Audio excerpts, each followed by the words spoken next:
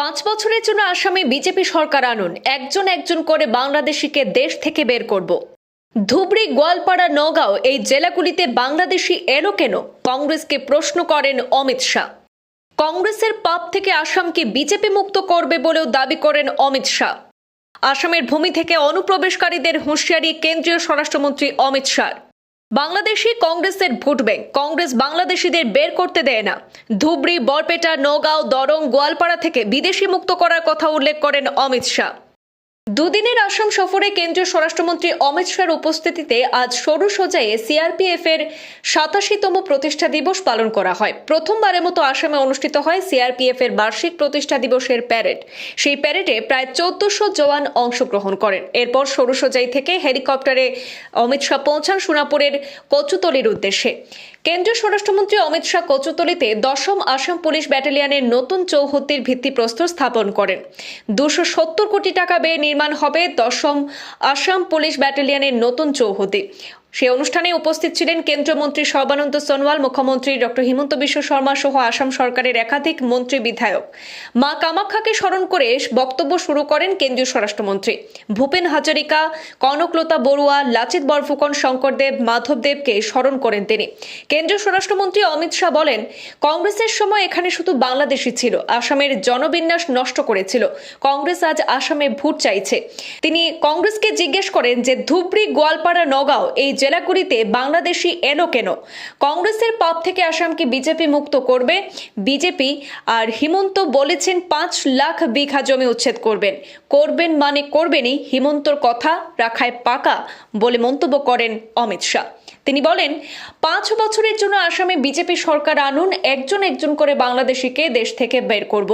কংগ্রেস বাংলাদেশিদের বের করতে দেয় না। বাংলাদেশি মুক্ত করতে বিজেপিকে ভোট দিতে হবে। ধুবড়ী, বরপেটা, নওগাঁও, দরং, গোয়ালপাড়া থেকে বিদেশি মুক্ত করব। বাংলাদেশি কংগ্রেসের ভোট ব্যাংক। নির্বাচন কমিশন এসআইআর করেছে, রাহুল গান্ধীর বিরুদ্ধে আন্দোলন করে। আর কংগ্রেস জাতি, মাটি, ভেটি তিনটারই ক্ষতি করেছে বলে মন্তব্য করেন অমিত শাহ।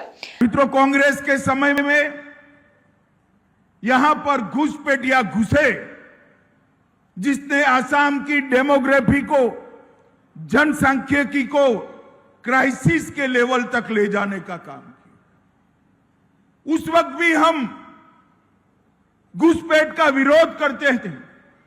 असम आंदोलन के समर्थन में हम सभी लोग देश भर से आए थे और हम नारा लगाते थे देश में, कच्छ हो या गुवाहाटी, अपना देश अपनी माटी। परंतु ये कांग्रेसियों की नींद नहीं खुलती थी। आज कांग्रेस पार्टी असम में वोट मांगने निकली है। मैं कांग्रेस पार्टी को पूछना चाहता हूं, धुबरी, बारपेटा, दर्रंग, मोरीगांव, बोंगाईगांव, नौगांव और गोलपाड़ा, ये सारे जिले मुस्लिम बहुल, घुसपैठिया बहुल बने हैं। किसकी जिम्मेदारी है? भाइयों बहनों, इसकी जिम्मेदारी सीधी सीधी कांग्रेस पार्टी पर जाती है। मुझे बताओ, किसकी जिम्मेदारी है भाई? अरे जोर से बोलो, किसकी है? आज मैं कांग्रेस पार्टी को कहकर जाता हूं कि आपने जो पाप किया है, वो पाप से आसाम को मुक्त कराने का काम हम करने वाले हैं, भारतीय जनता पार्टी करने। লাচিত বরফুকন এবং ভূপেন হাজারিকার প্রসঙ্গ উল্লেখ করে কেন্দ্রীয় স্বরাষ্ট্রমন্ত্রী বলেন, আজ কাশ্মীর থেকে কন্যাকুমারী পর্যন্ত লাচিত বরফুকনকে সবাই চেনে। ভূপেন হাজারিকা এবং গোপীনাথ বরদলৈকে ভারতরত্ন দিয়েছে বিজেপি। 5 বছর সর্বানন্দ সোনোয়াল, 5 বছর হিমন্ত আসামের উন্নয়নের জন্য সব করেছেন। এখান থেকে 10 বছরের জন্য মনমোহন সিং প্রধানমন্ত্রী হয়েছিলেন, কিন্তু এখানে 10বারও আসেননি বলে মন্তব্য করেন অমিত শাহ।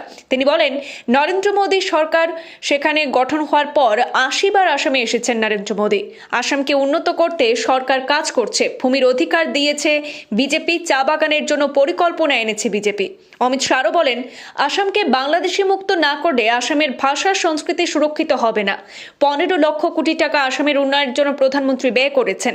আগামী দিনে ভারতের শিল্পকেন্দ্র হবে আসাম।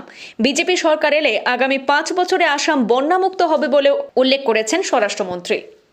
इतने साल हो गए कांग्रेस पार्टी को इस देश में लसित बरफुगन को कभी कोई नहीं जानता था। अब गुजरात से लेकर कामाख्या तक और कश्मीर से कन्याकुमारी तक बच्चा बच्चा वीर लसित बरफुगन को जानता है। ये काम नरेंद्र मोदी जी और हेमंत बिस्व शर्मा ने किया। असम की संस्कृति को आगे बढ़ाने का काम हमने किया। हमने असम के लोगों को पद्म पुरस्कारों से सम्मानित करने का काम किया और भूपेन हजारिका को और गोपीनाथ जी को भारत रत्न देने का काम भी भारतीय जनता पार्टी ने किया है।